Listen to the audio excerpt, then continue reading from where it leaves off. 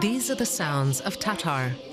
Learning the language through song is how the ethnic Tatar Laysan Garayeva teaches it to her primary school students.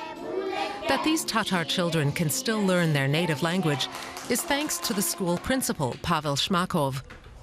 He has refused to let go of his Tatar teachers in defiance of the Central Education Authority in Moscow. Last year, it had ordered an end to Tatar in Tatarstan as a required subject, prompting teachers to be fired. The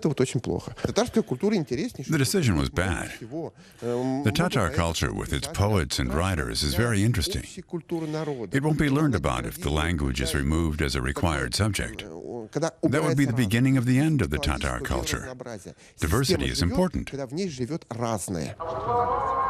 The Tatars are a majority Muslim ethnic group. They have lived in Tatarstan, a republic within Russia, for centuries, peacefully coexisting with Russians and many other ethnicities.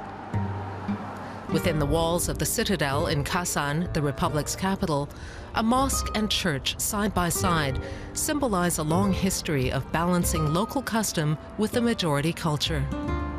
Although their republic lost its special status, the Tatars have always been viewed as autonomous in Russia, and that independent streak has not gone unnoticed in Moscow.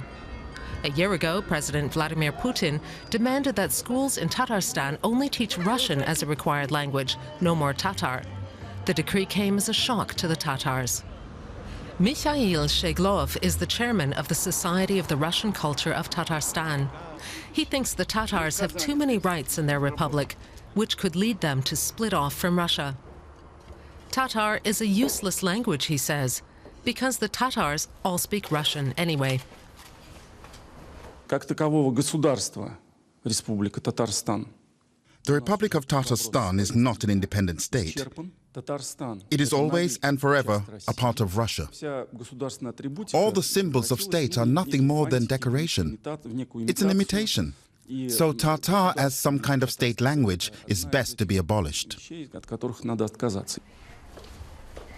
FANDAS SAFIULLIN, a former deputy in Russia's parliament, disagrees entirely. He's concerned Russian ethno-nationalism is undermining the stability of the vast multi-ethnic country. He thinks Russia will only remain a strong country when its many different ethnic groups and nations enjoy cultural autonomy.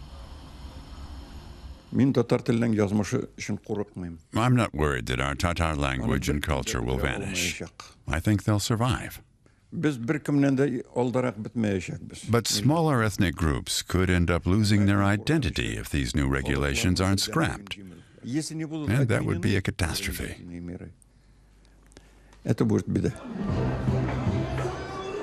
School principal Pavel SHMAKOV, an ethnic Russian, concurs. He's convinced the country's many different cultures and languages are a treasure worth protecting, which is why he's refusing to heed Moscow's decree to stop teaching the Tatar language. You shouldn't label people as either clever Russians or stupid Tatars or vice versa. That just causes nationalist conflicts, which some people are keen to provoke. That could end badly someday.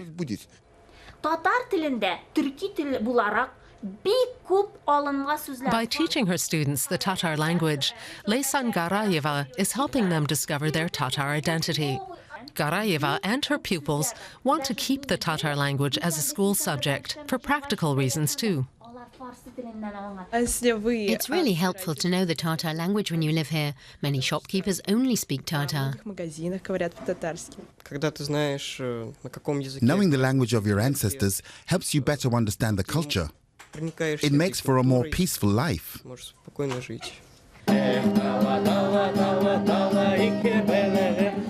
As it stands, these students will keep learning Tatar, because everybody here is eager to preserve their unique cultural heritage.